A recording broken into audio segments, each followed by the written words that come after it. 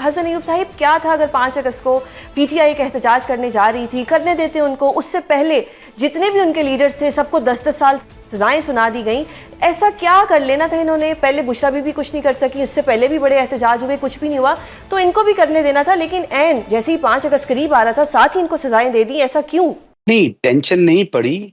ये कॉन्सिक्वेंस है उस अमल का जो इन लोगों ने किया।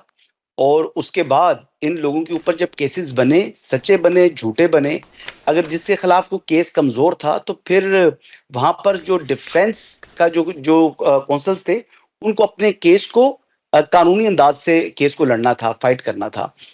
उन्होंने इसको फिर भी सियासी केस के तौर पर देखा।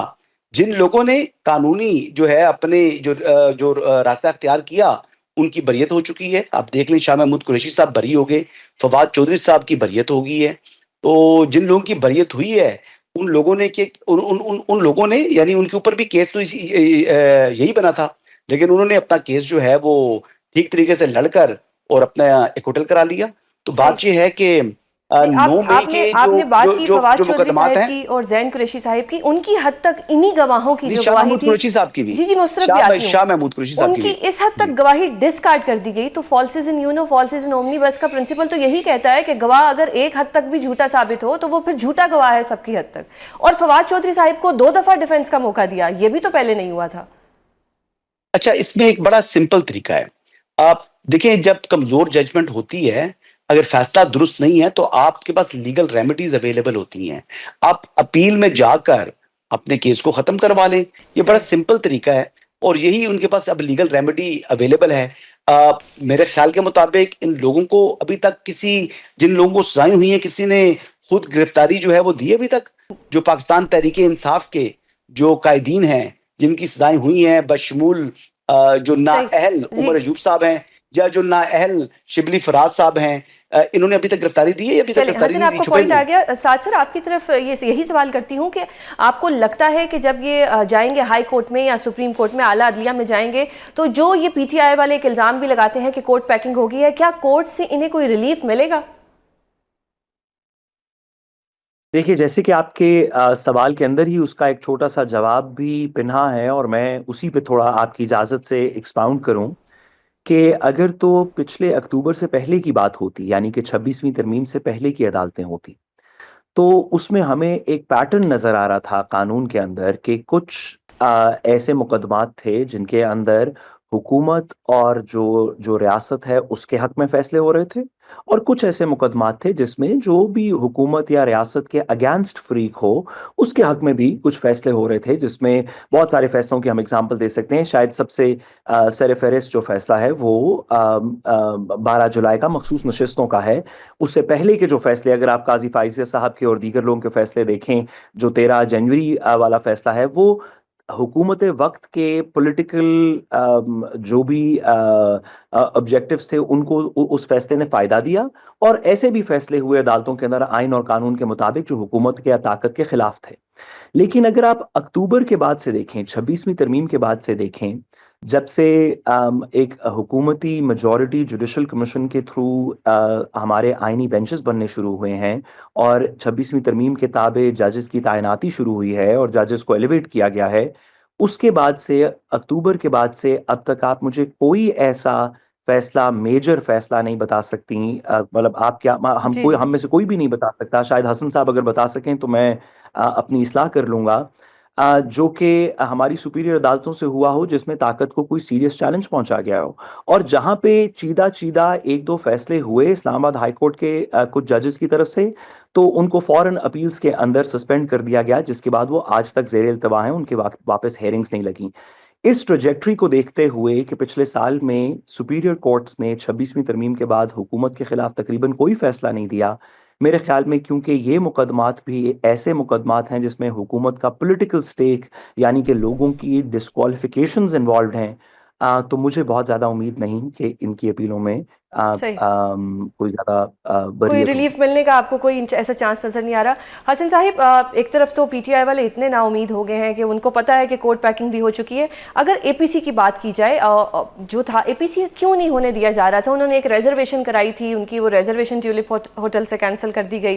डोंट यू थिंक कि क्या कर लेना था अगर एपीसी हो जाती, कुछ डिस्कशन ही हो जानी थी? वो उन्होंने कर ली अपने एक प्राइवेट घर में बैठ के, लेकिन हुकूमत क्यों इतना ज़्यादा जो दायरा है वो तंग किए जा रही है और कुछ भी जमहूरियत जो है इस वक्त मुल्क से ख़त्म होती हुई नजर आ रही है? अच्छा, ये बिल्कुल एक सेक्शन की सोसाइटी के ये राय ज़रूर उनकी ये है कि इस वक्त मुल्क में जो जमहूरियत है वो सिर्फ नाम की है, अमली तौर पर जमहूरियत नहीं है। लेकिन मैं जो कोर्ट पैकिंग का लफ्ज़ आप बार-बार इस्तेमाल कर रही हैं, मैं तो सवाल मतलब कर रही मैं हूँ। कुछ मैं पूछना चाहूँगा। यानी हमने तो ये भी देखा था कि सुप्रीम कोर्ट ऑफ पाकिस्तान में यानी फ़ोटोकॉपीज़ और जो थे डॉक्यूमेंट्स थे, टेम्पर्ड थे और उन बैंक्स के थे जो 20 साल पहले बंद हो गए थे। उनके उस इस रिकॉर्ड के ऊपर एक शख्स को सादिक और अमीन डिक्लेयर किया था।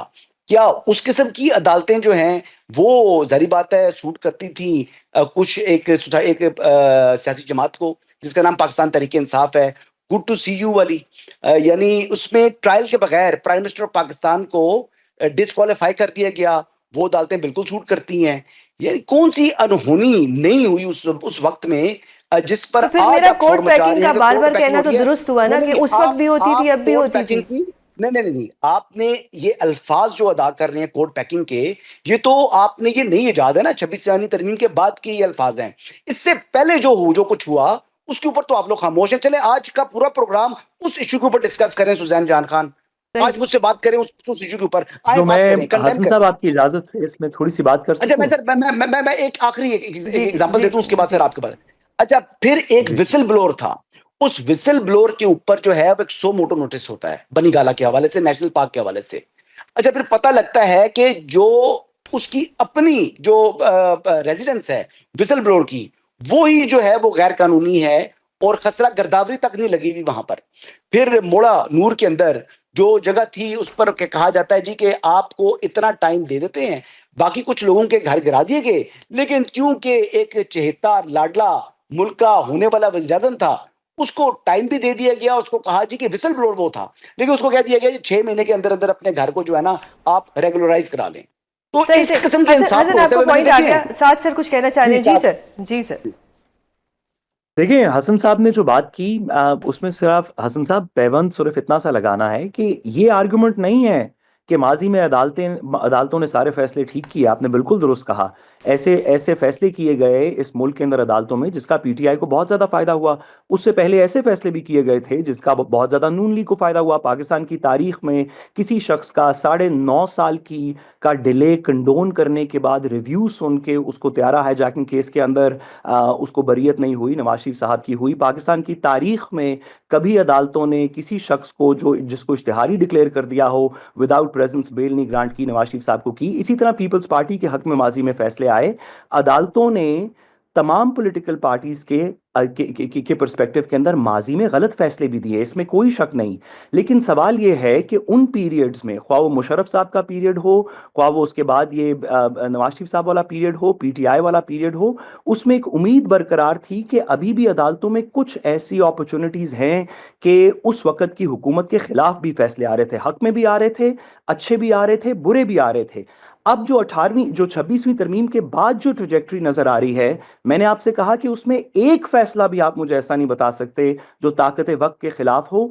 ये जो वन साइडेडनेस इसमें इस जुडिशल कमीशन की वजह से, क्योंकि वो हुकूमती अपॉइंटेड जुडिशल कमीशन है जिसमें हुकूमत की मेजॉरिटी है, वो अपनी मर्जी के बेंच कॉन्स्टिट्यूट कर सकते हैं। तो जब एक फरीक खुद बेंच कॉन्स्टिट्यूट कर रहा होगा, उसके खिलाफ कोई फैसला नहीं आ रहा होगा किसी भी मुकदमे के अंदर, इस वक्त में और माजी की गलतियों में तफरीक है। माजी में गलतियां हुई लेकिन अच्छी बुरे दोनों काम हुए। इस वक्त में दूसरी साइड का तो कोई चांस ही नजर नहीं आ रहा। सही।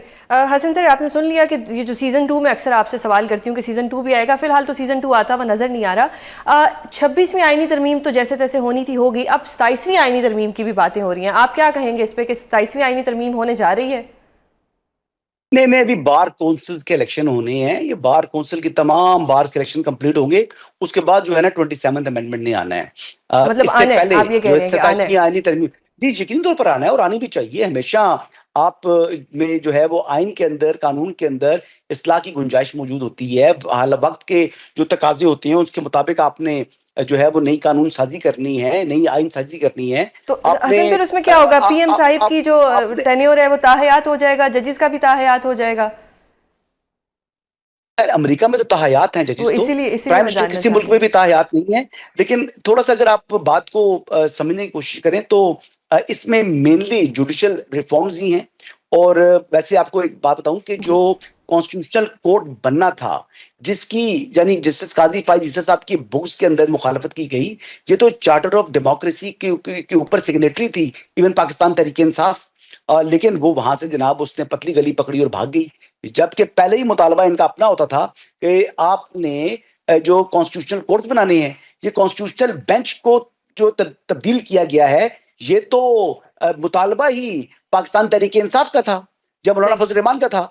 हुकूमत तो कॉन्स्टिट्यूशनल कोर्ट की तश्कील की तरफ बढ़ रही थी।